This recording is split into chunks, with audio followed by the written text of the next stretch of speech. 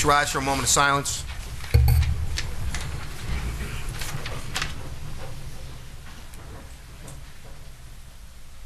Dennis, salute to the flag, please. Pledge allegiance to the flag of the United States of America and to the republic for which it stands, one nation, under God, indivisible, with liberty and justice for all. Margaret. Notice of this meeting pursuant to the Open Public Meetings Act, NJSA 10:4-10, has been complied with and shall be entered into the minutes of this meeting. Roll call. Freeholder Barrett Galante. Here. Freeholder Delina. Freeholder Polos. Here. Freeholder Rios. Here. Freeholder Tamaro. Here. Freeholder Valenti. Freeholder Director Rafano. Here. Proclamations. We have one this evening recognizing December 5th, 2012 as World AIDS Day in Middlesex County. I believe Freeholder Polis is going to present that. Yes.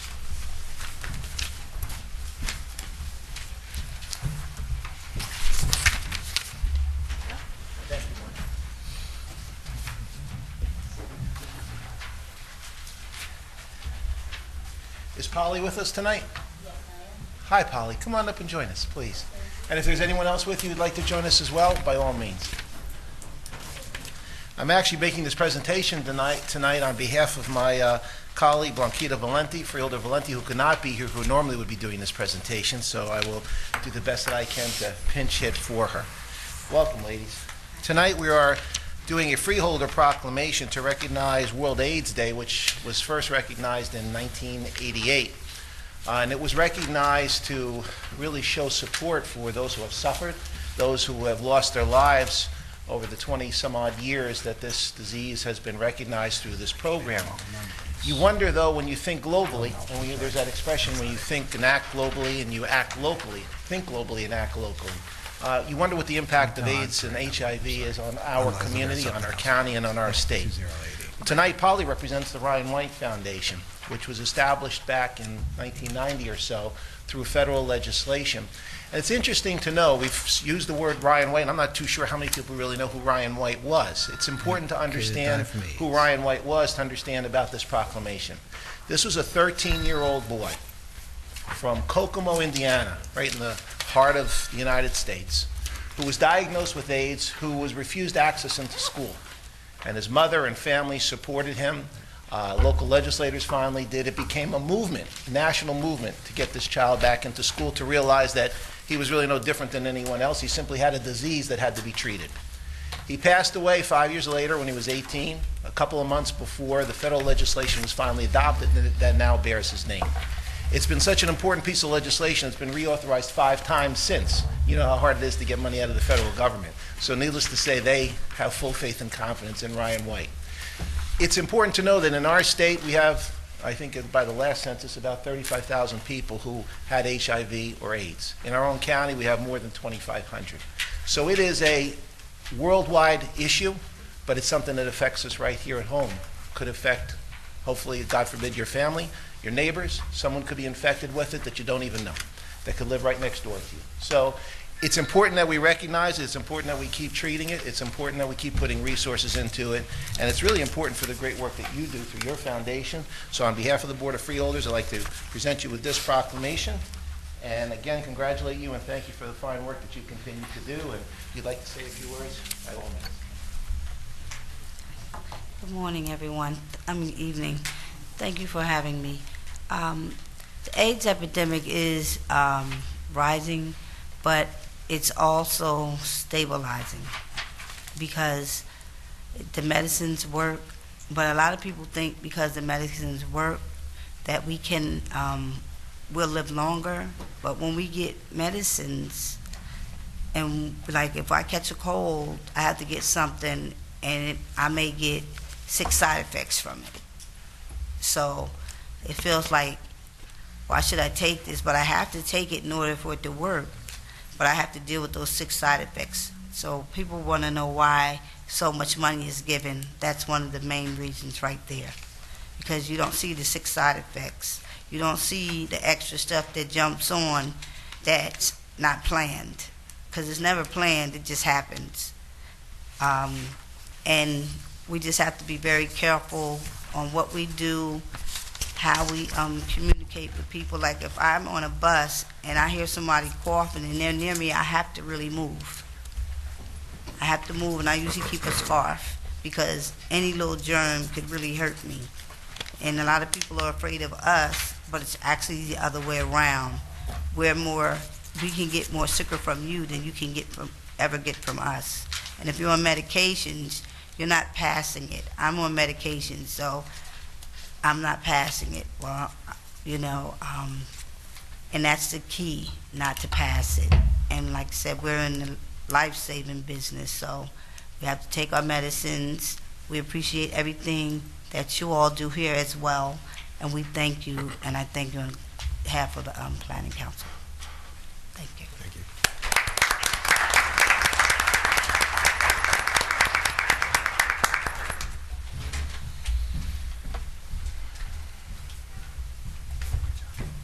Commemorative resolutions. We have a few this evening. The first is recognizing Superior Court Judge Glenn Berman on the occasion of his retirement. And next is recognizing Roger Carey of Workforce Development on the occasion of his retirement. I need a motion to adopt. So moved. Second. Motion by Deputy Director Rios, seconded by Freeholder Tamaro. Roll call. Freeholder Barrett Belante, Yes. Freeholder Polos, Yes. Freeholder Rios. Yes. Freeholder Tamaro. Yes. Freeholder Director Rafano. Yes. Correspondence. Each freeholder has been provided with a list of correspondence received by the clerk's office since our last meeting. This correspondence will be kept on file in the office of the clerk of the board for reference. Need a motion to accept the correspondence. So moved. Second. Motion by Deputy Director Rios, seconded by Freeholder Tamaro. All those in favor say aye. Aye. Any opposed? Ayes have it. Reports of freeholders. Freeholder Carol Barrett Belante. Thank you, Director. Good evening, everyone. In the aftermath of Superstorm Sandy, Middlesex County's finance, public safety, and their health departments have been conducting field trips with each county office and county agencies, compiling data in order to identify all expenses associated with the storm. The county is working toward capturing every single dollar for reimbursement from FEMA in areas such as labor cost, property damage, equipment usage, debris removal. An initial reimbursement package of $1,339,000 has been submitted, and reimbursement is expected in a few weeks to support the 2012 county budget. The county is seeking additional reimbursement that would be applied to the 2013 budget. As of January 1st, 2013, the county will implement a state-of-the-art human resources and payroll system. This advanced and flexible system will act as a fully integrated solution that will enable the county to streamline not only our payroll, but our human resources process, while improving productivity and simplifying administration and benefits management. Ultimately, this will lead to lower operating costs. The 2013 budget team is working as we speak, almost, I guess, except for the department heads that are here.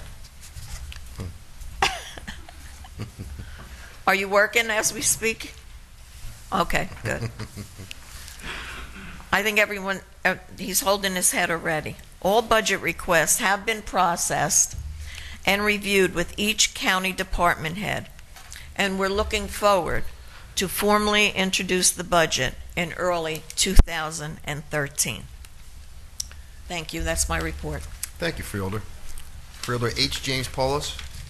Thank you, Director. Just a couple quick items. The staff through our public safety and health departments continue to work on the rebuild mitigation issues relating to the aftermath of Hurricane Sandy.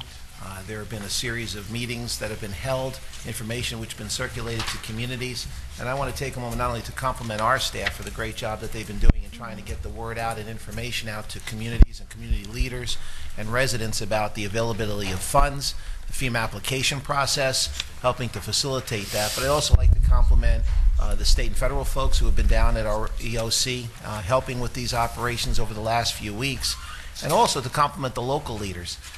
I mean, as a former mayor of a small community, you can only imagine the amount of responsibility that has now been foisted upon these local elected officials who are part-time, who are trying to do the best that they can to wrestle with just the daily operational problems of communities at year-end, pre-budget, the normal instances of things, and they've now been foisted into the national spotlight, so to speak, on trying to deal with a catastrophic emergency that has crippled their communities in many ways, hurt families, devastated homes, devastated businesses, devastated some of their government buildings.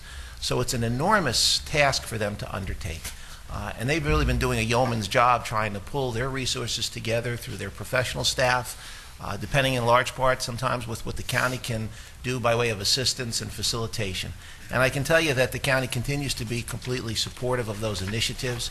The director and I, the county administrator, deputy director, public safety director, Joe Kriz, and I have met several times in the last couple of weeks, and we are trying to forge some new initiatives and ideas and plans that we can hopefully discuss soon, which will assist these communities even further in trying to improve their quality of life and try to get themselves back onto track. And I want to thank the board, the members of the board, and certainly our staff for their continued support in what we're trying to do to keep our communities moving in the right direction. There's also on Sunday a telethon that's going to be held in the on behalf of South Amboy, Saraville, and Old Bridge. It's actually going to be held at the Old Bridge High School, a live telethon. It was the brainchild of a young lady, I understand, in Old Bridge who brought the idea forth, and it's developed into quite an event that's going to be taking place from, I believe, noon to 5 on Sunday. There is a call-in number, and I'm going to put our environmental director and also a councilman from South Amboy on the spot. Mickey, do you happen to know the 877 number? I just know the area code, can't remember the rest of it. Not off the top of my head, but I'll get that number out. All right, well, very well. It is called Shore Aid, SHOREAID. I'm sure you can go online, you can Google it, they're on Facebook, and get information about how you can contribute. Checks can be made to Shore Aid and certainly mailed in for the telethon. It's a great opportunity for them to raise money. I understand the money is going to be equally split amongst the 3 communities. It's being supported by the Chamber of Commerce for those 3 communities and a couple of other nonprofit organizations. So it's a great way to get dollars directly to the communities that need it and to the residents who have the greatest need. So we hope that you support it. Thank you, Director. Thank you, Freeholder. Deputy Director Ron Rios. Thank you, Director. Early last week, I had the distinct honor to speak at the dedication of Fierce Allegiance, and it's an eagle sculpture created by the students at the Piscataway Vocational Technical School to honor our veterans. The event was an unbelievable experience, and it was dedicated at the Veterans Home in Menlo Park. As you can see in the photos, the sculpture is really a true work of art, and it's a masterpiece that's set perfectly in place as a patriotic symbol at the Veterans Home in Menlo Park. And I'd like to publicly thank Assemblyman Patrick Digning, who was instrumental in making that happen as well, and Mr. Joseph Brand-Spiegel of the Veterans Home for their collaboration in giving this sculpture a fitting perch. I'd also like to thank Freeholder Director Rafano and Freeholder Tamaro, Mayor Resigliano, our Administrator John Pulamina, the culinary students who provided some real delicious treats for us to have and anyone there, and also our Middlesex County Police and Fire and Pipes and Drums, and Dave Schneck for providing music for the occasion. I'd like to also recognize Mr. Joe Guest, the welding instructor at the school, who really is an inspiration to so many students. And he wanted to teach them not only welding, but he wanted to teach them also patriotism and how important it is to recognize our veterans and who continuously safeguard our freedom. And I just think that the veterans there, if you saw their faces when we were having that dedication, it would really make you feel proud and thankful for all the sacrifices that they have made, and it's just a fitting tribute to have it at that location. So I'd like to thank everyone that was involved in that. I'm also pleased to announce tonight that the city of Perth Amboy becomes the 6th municipality to join our Middlesex County community notification system. And like South Amboy, Spotswood, Old Bridge, Monroe, and Milltown.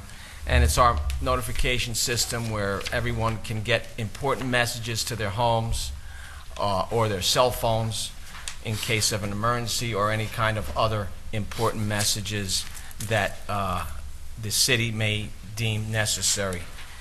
And lastly, I'd like to echo my colleagues' comments.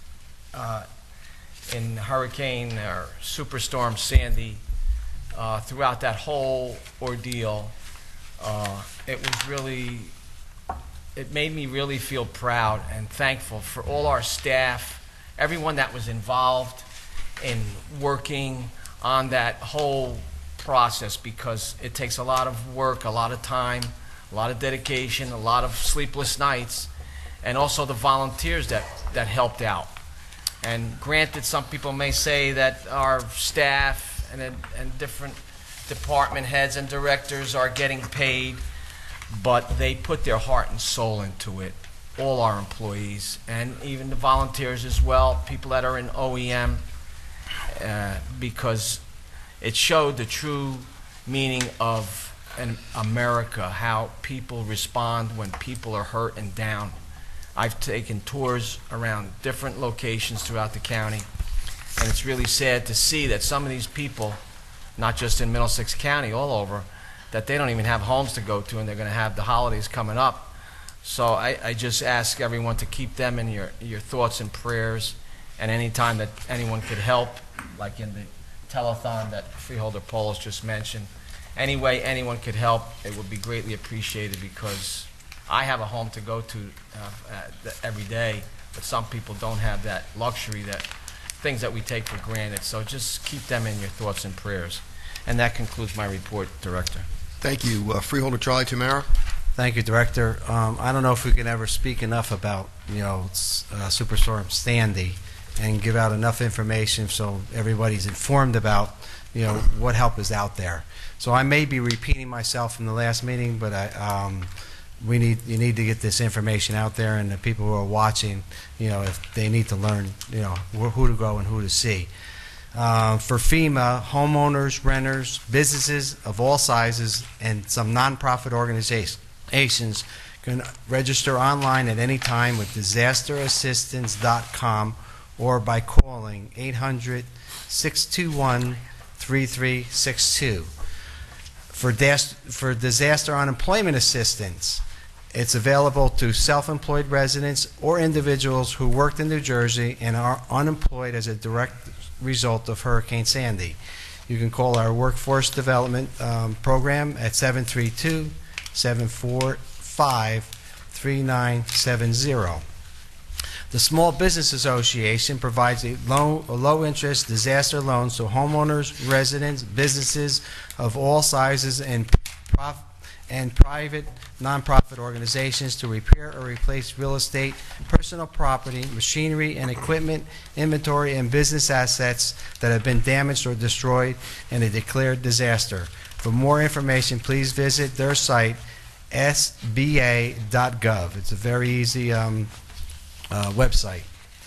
And coming on December 13th, a disaster relief business forum with the Edison Chamber of Commerce at the New Jersey Expo Center at 97 Sunfield Avenue, Edison, New Jersey, from 9 a.m. to 11:30 a.m.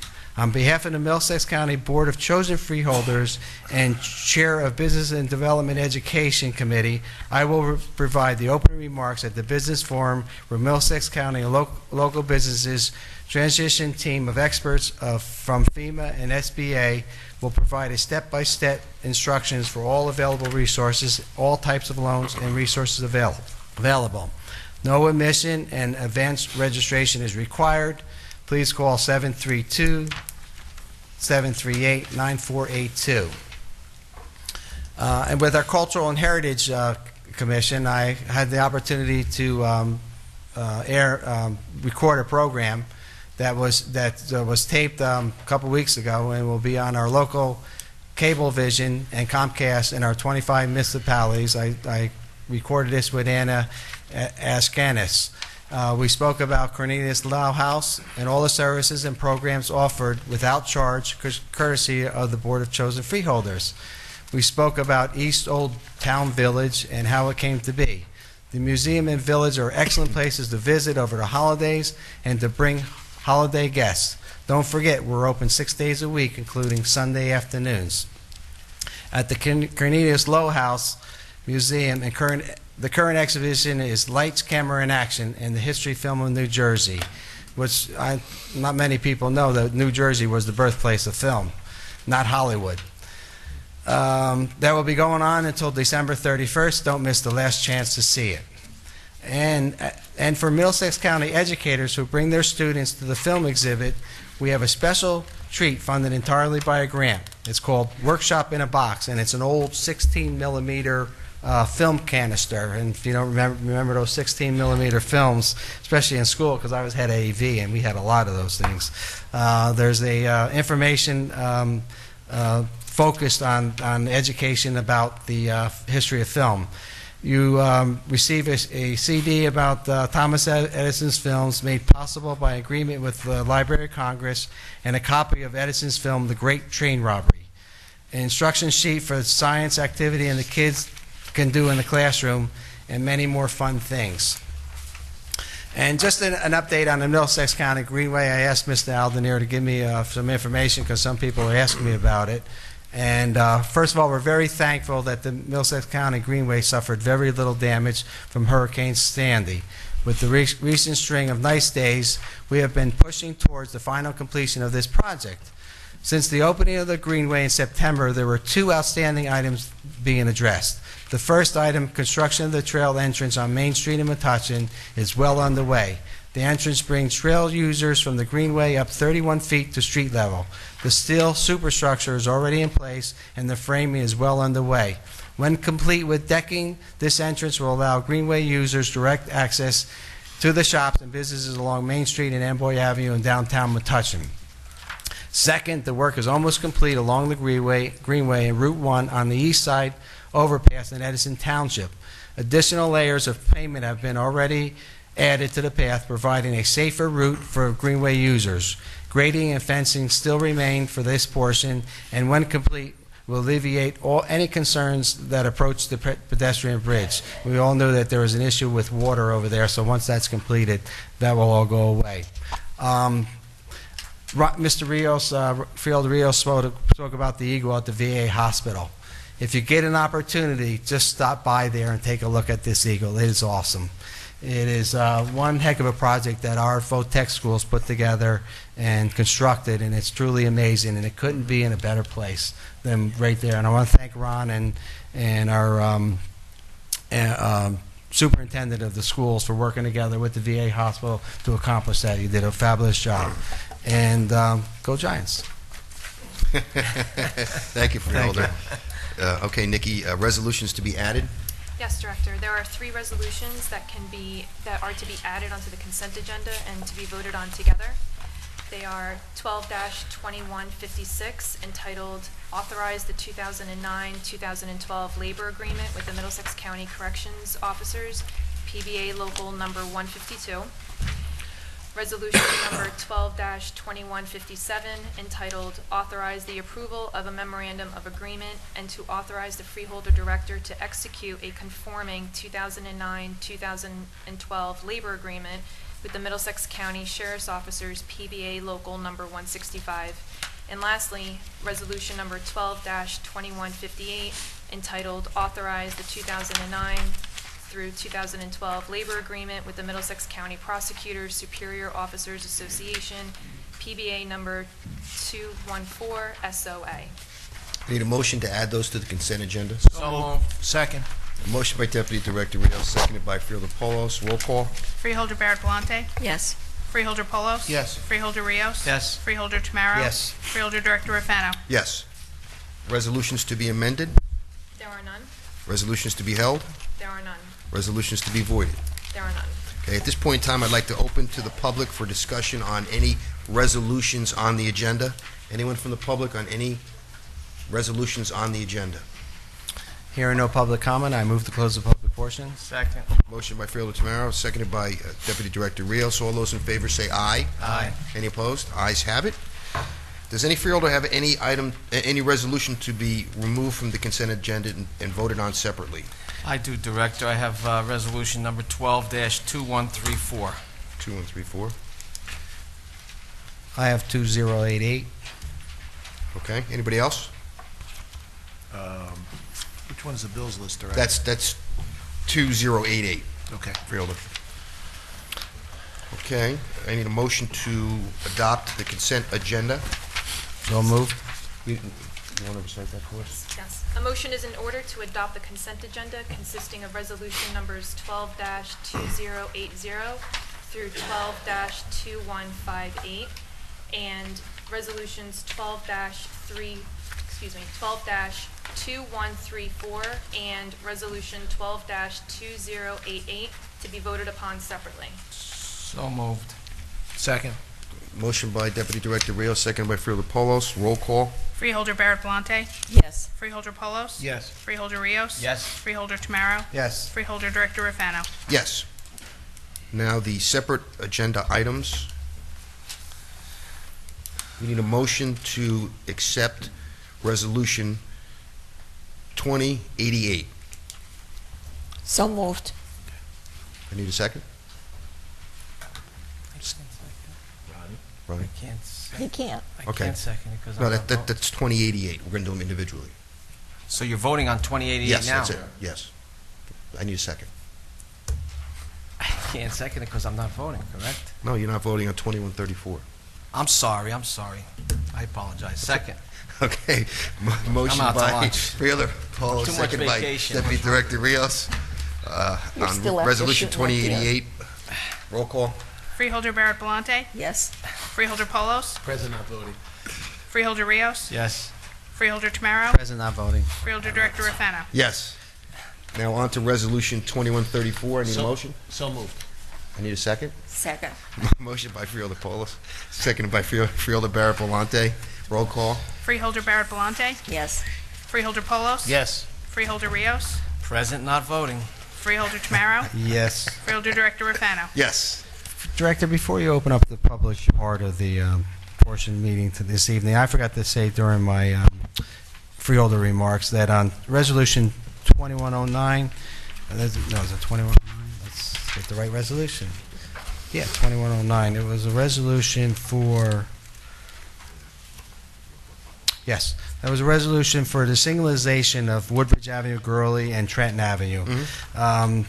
I started actually pushing this resolution when I first got elected, but it actually started in 2005 in Edison when a freeholder board did a study on that intersection, and somehow it just didn't go anywhere.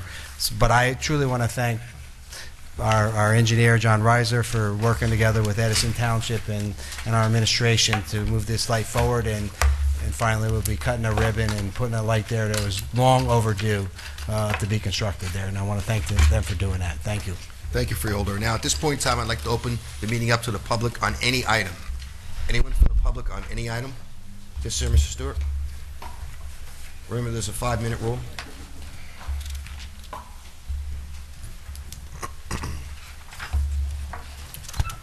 Richard Stewart, New Brunswick, New Jersey. I probably could leave as soon as you pass the bill to pay the election workers.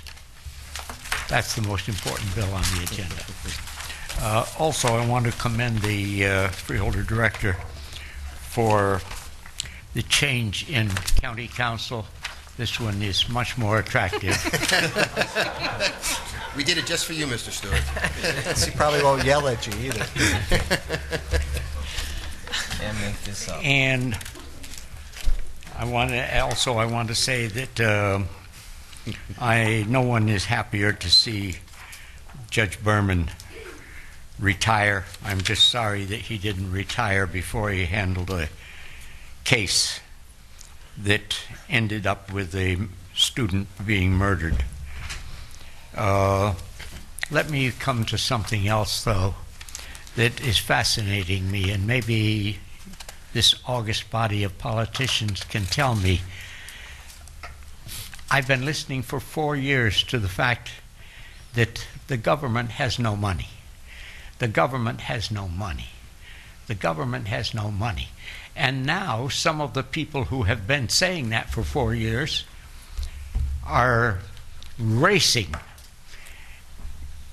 to Washington to get money to solve all of their problems in New York and Connecticut and the shore. I don't know why they don't go directly to the Tea Party people, or why they don't go directly to the Chinese embassy, because where is the money going to come from when there is no money? Maybe someone sitting up there can tell me how this magic is going to be performed.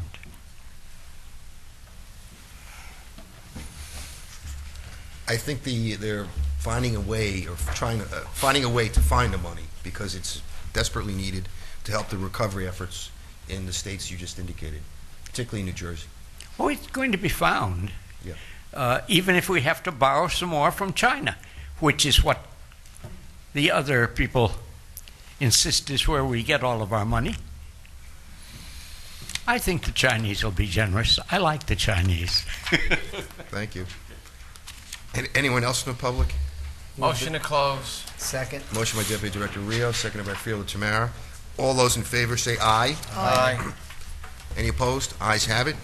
I need a motion to adjourn. So moved. Second. Motion by Deputy Director Rios for adjournment, seconded by Freeholder Tamara. All those in favor say aye. Aye. Any opposed? Ayes have it. Meeting adjourned.